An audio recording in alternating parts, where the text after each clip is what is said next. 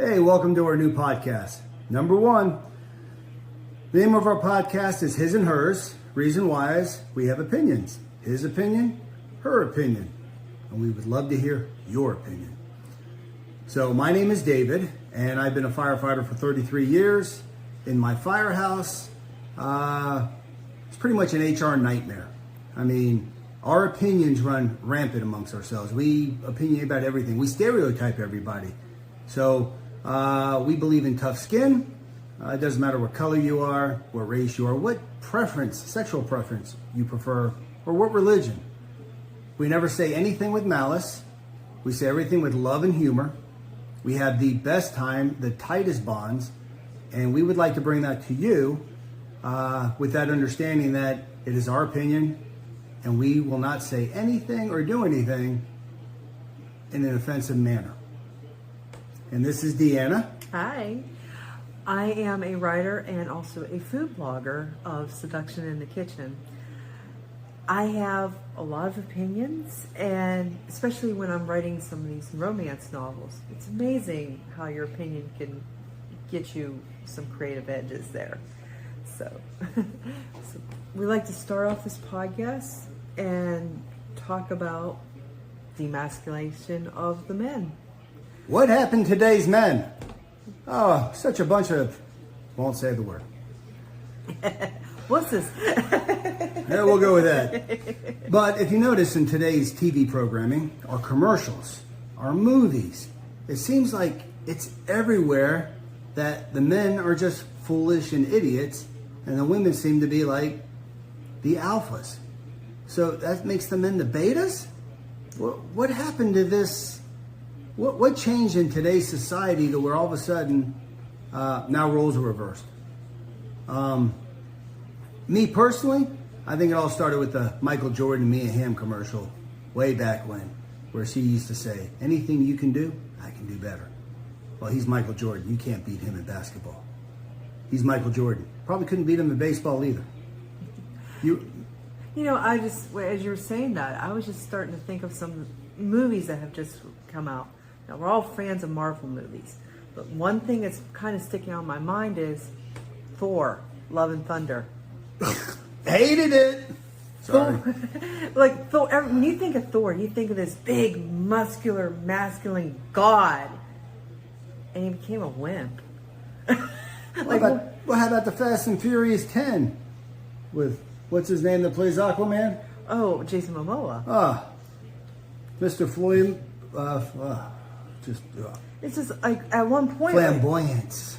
If you look at some of just like a classic movie like Ocean's 11, they weren't crying, they were robbing a bank. But now we got, oh my God, I'm scared, let's do that. That's not a man. That's not what I want to go to the movies and see. I'm there to live in a fiction fantasy world. I want to see an alpha man right up there on the screen, and fortunately I'm getting Blue Beetle. No, I don't want that. So as a wimpy kid that just, poor character. Did not like that movie at all. But yeah, I mean, there's no alpha in some of these male characters nowadays. No. And, don't get me wrong. I don't think that women always take a back seat. I don't think women should be. But there should be some mutual give and take, especially in today's society, and some equality with the confidence and the strength and the competitiveness that makes somebody an alpha. Yeah, I mean, do women really want a beta male? Do they want some little wimpy guy that's like, oh yes, I don't know. I do write romance books, and one of the biggest genres. Oh wait, I'm sorry. Real quick, what differs between a man and a woman? Alpha men, we're like action movies, thrillers, mystery. Women, what are they like? Romance novels, drama. It's like, hello. So as she was saying, she writes romance novels. Right. And one of the things is werewolf stories are huge. And you have your alpha and your beta. And all the women want the alpha. Everybody loves that dominance, that take charge type of guy. Is the number one seller when it comes to these romance books, especially like what I write. Women want that. You want that man that's just That's strength. That's security. That takes charge. Now, personally, I will admit, I am attracted to an alpha male. I like when the guy's in charge. Yeah, baby, that's what I'm talking about. Yeah. I mean, it's sexy. It's a turn on. Not this. Yeah, I don't know if any woman would be like, yeah, that's my man. He's running away. Oh, yeah, that's who I'm with. No. And it's not just like just the alpha. It's just there's an aura about them. There's a confidence about them. And that's one of the things a lot of people talk about. Even anybody that's attractive, what's the number one thing you notice? Confidence. What's an alpha male? Confidence. What's a delta? That's the kid that sits in the back of the class with glasses and doesn't know what a girl even is. That's a delta. You don't want that. No. But that's how we're going anymore, unfortunately. And the media and our politicians, it's just, everybody seems to be pushing it that way. You cannot be an alpha male. You are not, it's a crime to be an alpha male. Yeah. And in lack of a better term for it, it's like you gotta apologize for being an alpha male. I think you gotta apologize for anything anymore. You can't have an opinion on anything. Nope. And we're doing opinions, right? Right. Including yours. All right, so where does this problem start? Where are all these friggin' betas coming from, right? And as we said, like TV shows, programming, commercials, movies and all that. But I think it starts with the parents, because something called tough love when I grew up. Tough love was, my father said, suck it up, learn from it, get stronger, build your confidence, compete, And I played sports pretty much my whole youth, and I didn't like losing. And when you don't like losing, you play harder, you work out harder, you train harder, because you want to win. You like that winning feeling. And that's gone. Right now, we got helicopter parents that just hover over their children and protect them from everything and don't want their feelings to be hurt. The whole everybody gets a trophy. You took away the competitiveness. Speaking of like everybody gets a trophy, I remember I was probably about 14 or 15 years old, and that's when that started to kind of come out a little bit, where you got a participation trophy. And I was on a softball team, and the long story short was we were a horrible team. We never won anything. And all of a sudden we got this trophy. I remember looking at the trophy going, why did I get this? I didn't earn it. I showed up. But I don't know, there's a difference between actually winning the trophy and then just having something handed to you. There's a pride that you got. And I remember feeling that at 14 when I would just give this, like, it didn't mean nothing to me. I didn't earn that trophy. I never won it. It was just given to me because I showed up to play that day. That's what you hit it on the nose. Pride. It's pride. Like, you can't tell me when you do something and you do something from ground zero and you don't know, and you teach yourself, and all of a sudden you just win it. And it's like that sense of pride and accomplishment. I did this. I did it on my own. I won this. I did it. You feel it. And somebody goes, well, better luck next time. Here's a cookie. It doesn't feel the same. It really doesn't. You're like, oh, okay. Well, I think today's children don't know any different.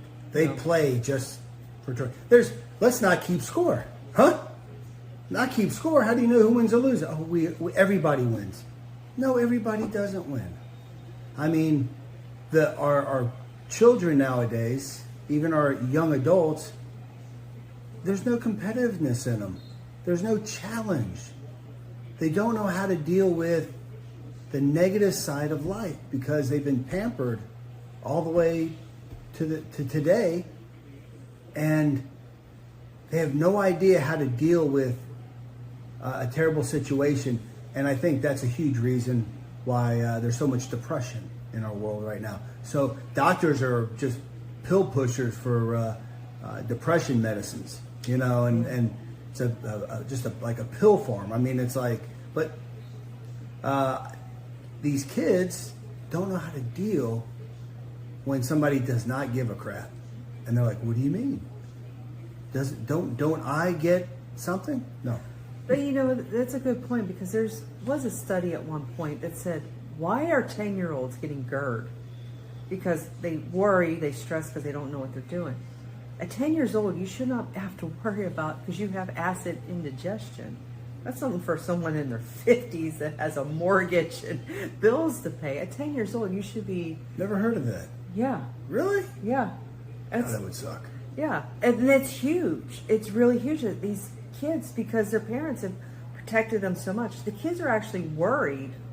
And now they got acid reflux because they really don't know what to do. So I was listening to the news the other day. I hear the millennials out there are ticked off with their parents because their parents are not babysitting the children, their grandchildren. And it's like the millennials think, hey, you owe this to me. And the parents are like, no, we don't. And I think it's a very interesting study at how when you give your children everything and they don't have to earn it or work for it, what have you taught them? When you said that, life's lessons. Where have they gone? I was a latchkey kid. Nowadays you can't be a latchkey kid because your parents will go to jail.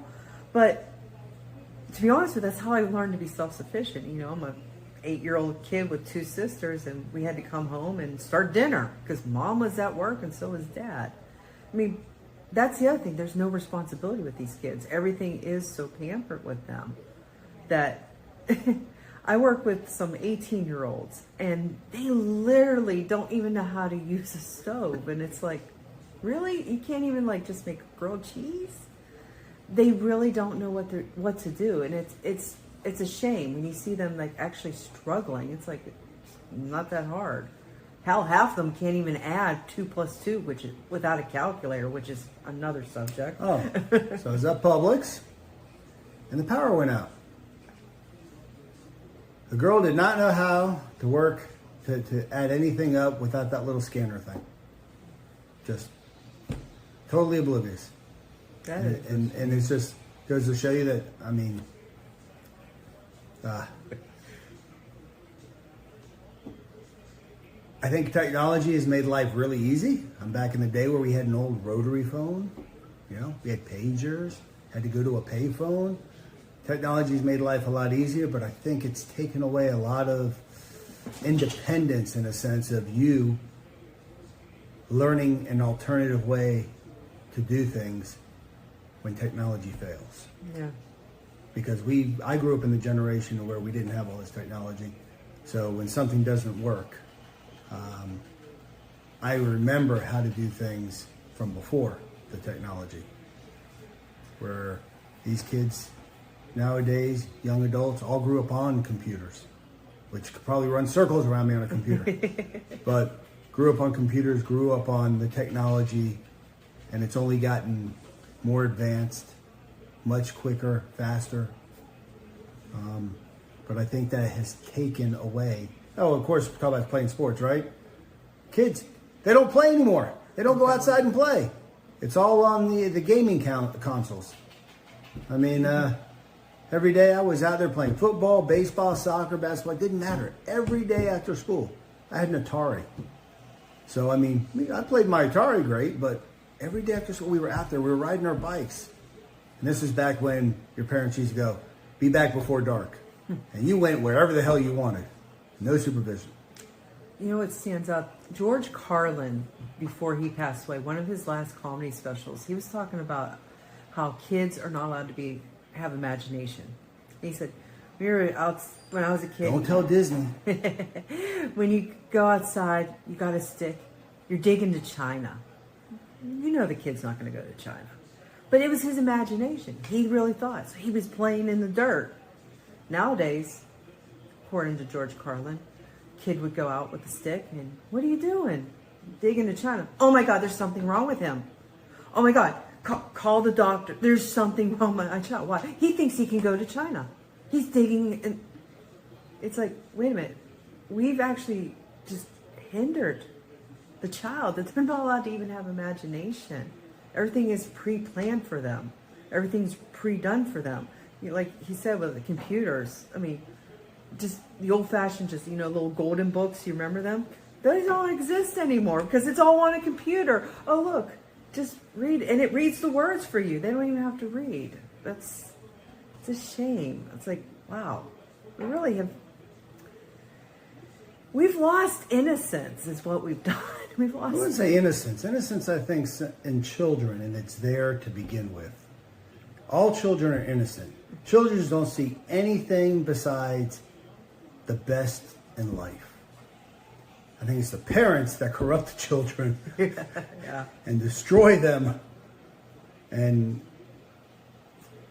just, I mean... Well, that's like the kids. Kids today do not know the word no. They do not know that word. And whose fault is that? Theirs or the parents? It's definitely the parents. I remember... Let me tell you what, she's got 2 dogs. They know what no means. Yeah. When I raise my voice, they know what I mean business. Yeah. And they listen very well. And kids don't. Why are kids different? They're not. Well, it's like, okay, I want a cookie. No. I want a cookie. No. Kid throws himself down on the ground, screaming his little head off. I want a cookie. Okay, here's your cookie. Now, what did he learn? The louder I scream, the more I'm going to get that cookie. And yes, that's a true story. I've seen that at the grocery store. Seen it everywhere. It's more do whatever it takes to shut the kid up because the parent does not want a parent. That's really what it is. They don't want a parent. And you can't spank a child anymore. Go to jail for that. How's a kid supposed to learn? You can only say no so much until you, okay, whatever, just shut up. Before, it was, well, let's talk about school, in school, right? I don't know about how many of you misbehaved or got in trouble, whatever. I used to be terrified to get in trouble because I knew not only would I get paddled in the principal's office, I'd go home and get paddled by my parents. Mm-hmm. So I was pretty much a good kid. Well, you know, my parents never actually hit us. Mom would give us a look, and you're like, oh shit, I'm in trouble. And that they don't have the fear of God. Like parents just don't put that fear into the children. Parents anymore. are not allowed to put that fear in God anymore. I just remember it was just the thought that you could get into trouble. Like, oh God, Dad's going to come home and he's going to whoop us. I mean, all that we're talking about has been removed from today's society that has created just a bunch of wimps, created a bunch of betas. And I know we're talking about demasculinity, of the male, but I mean... It all kind of it's stemming from the same place because... It all stems from the same place. It truthfully is. Like, all right, we're talking about demasculating the male. Like, I know at one point women I just want a more sensitive man. Okay, which I get that. Like, when you're having a really bad day and you just want that guy, like, sweetie, it's going to be okay. We've got this. Okay, I want that type of sensitivity. But I don't want a feminized male. There you go. The ultimate man, right, is an alpha male who knows when to be a beta. But that's about a compromise, right? That's about prioritizing what you want, you need, and everything like that. And when it's not one of your priorities, learning to be like, okay, I'll be beta right now. Go for it. Yeah. We really have feminized guys. I mean, come on. Man bun. Oh, man bun. I mean, woo! Yeah, I cannot have a man bun, thank God. Whoever thought that was cool? No. It doesn't look good. I mean, I'm sorry. You put your hair up in a little man bun and you sip in your tea and do your It's not for me. I'm sorry. I mean, I get heartburn every time you think about man bun. Oh, what? What makes a man think that? Oh man, God, I look good with this thing. Yeah, macho and everything. No. Well, actually, I do kind of know a little Crazy. history about a man bun, and it has to do with war that happened way back in because men did have longer hair and all that. They would tie it up into the bun so they go into attack because they don't want their hair getting just blown back on the attack. Well, great, but these people are not at war. They're not. They're sipping tea and doing yoga. Oh, man. Talk about demasculation. Oh my gosh.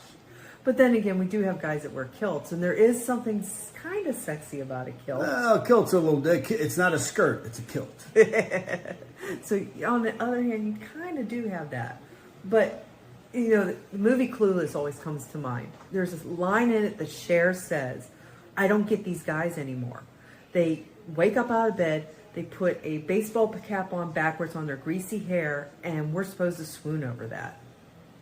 And it is true. I mean, there are guys that pamper themselves. The metrosexuals.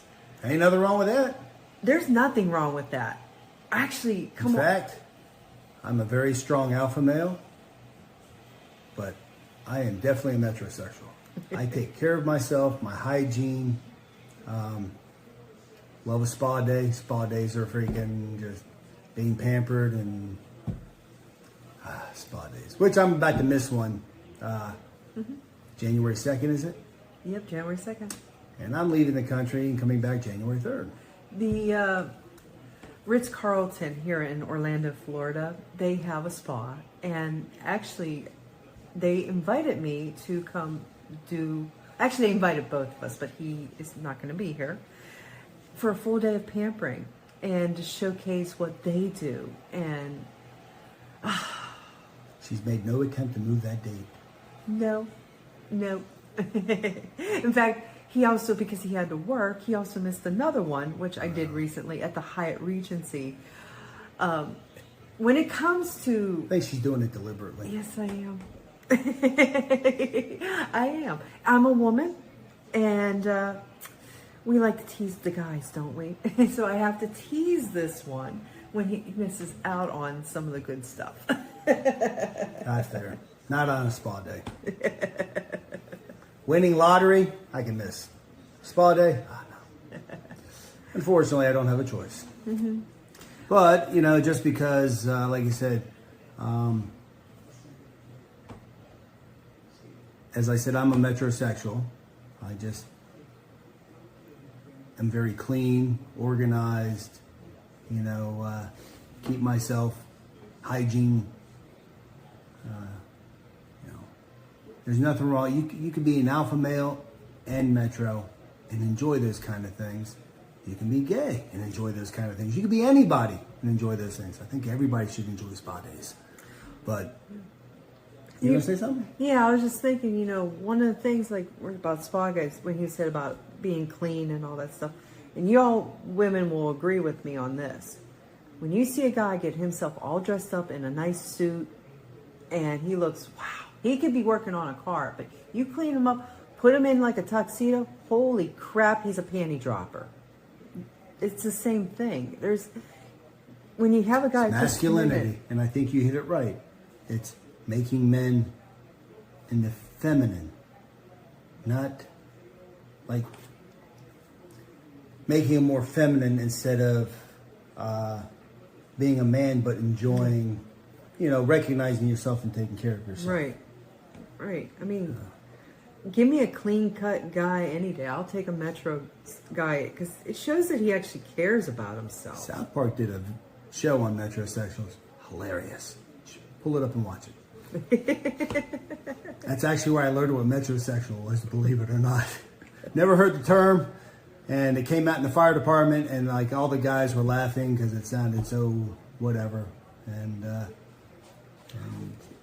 it was hilarious as far as them looking at me like, "Hey, that's you." I'm like, "Oh, great!" So I got ragged on for like weeks. Well, I will admit there's one thing about metrosexuals that I'm like, always makes me go, I just don't get it. Manicure, pedicures, I have nothing against them getting manicure, pedicure, but when they get the nail polish. No polish. I can understand if they're a rock star and they get the black nail polish because, that's part of the rock star lifestyle. But when you see like purple and blue, and I've seen some red, I'm like... They always ask me, do you want clear? Nope. The only time I will admit it is kind of cute is when you have the little girl paints daddy's toenails and he's stuck with pig. That's a little different. That's very different. That's cute. Him that like, is all cute. right, go ahead, It's him making his little girl happy. Right. That's a little different. The little boy starts doing it, start asking questions. Well, ain't nothing wrong with it. Yeah, I was saying nowadays, you're supposed to let the child choose what sexuality they want to be, even if they don't actually understand it yet. But that's another podcast for another day. Whole nother topic. But so I hope you liked listening to us ramble on today. Rambling's a good word. Like I said, we look forward to your feedback. We look forward to your comments. We would like to know topics you would like to hear our opinion and comment on that.